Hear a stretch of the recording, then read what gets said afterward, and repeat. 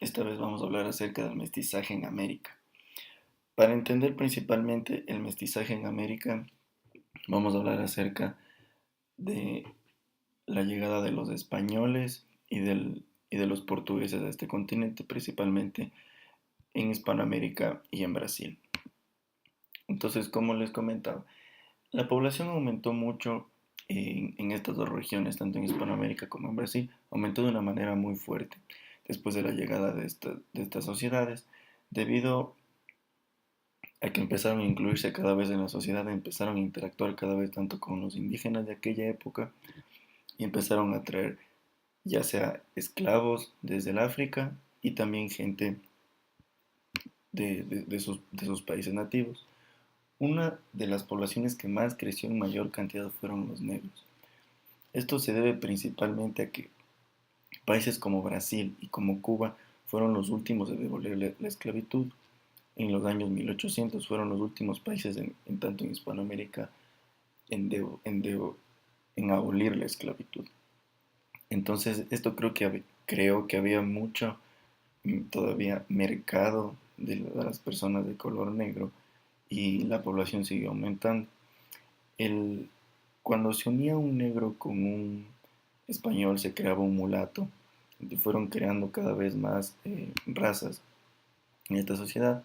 También existieron como siempre los indios, los incas, tanto del norte como del sur, eh, que al ser una gran parte de esta sociedad andina, al unirse tanto entre los españoles, el resultado fue el mestizaje, a quienes se les denominaba realmente los mestizos, que llegaron a ser gran parte de esta población con el pasar de los años.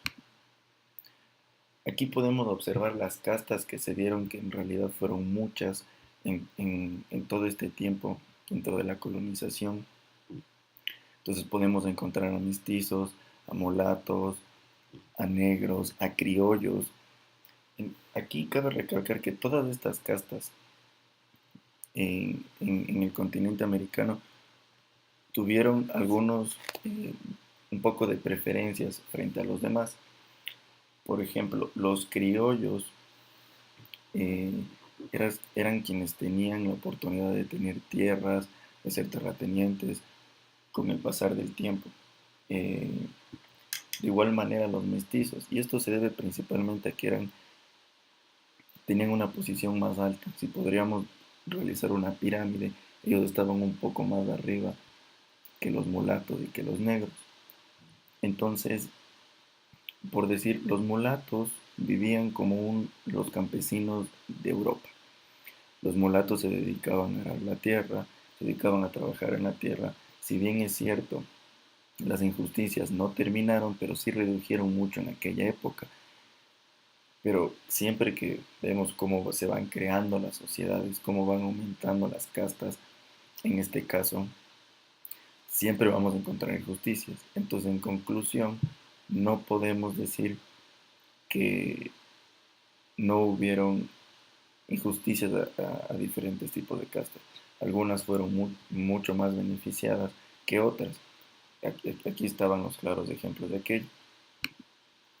Acá tenemos la bibliografía y también quería comentarles en un panorama más grande aquí en la presentación que a raíz de todo esto, a raíz de las injusticias que sintieron este tipo de castas, porque algunos fueron más beneficiados que otros, surgieron muchos problemas dentro del continente americano. Y fue el inicio de lo que posteriormente empezaría con las guerras en contra de los españoles y en contra de los portugueses para poder independizarse.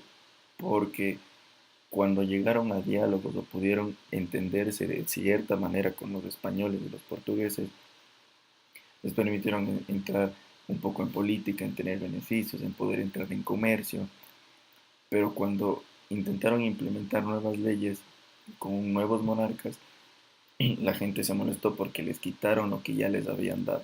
A eso sumándole a que algunos de estos grupos eran muy desfavorecidos. Este fue el inicio de los graves problemas que hubieron en América, el descontento de la gente que dio como resultado, posteriormente lo veremos, las guerras de independización de los países con los españoles. Gracias.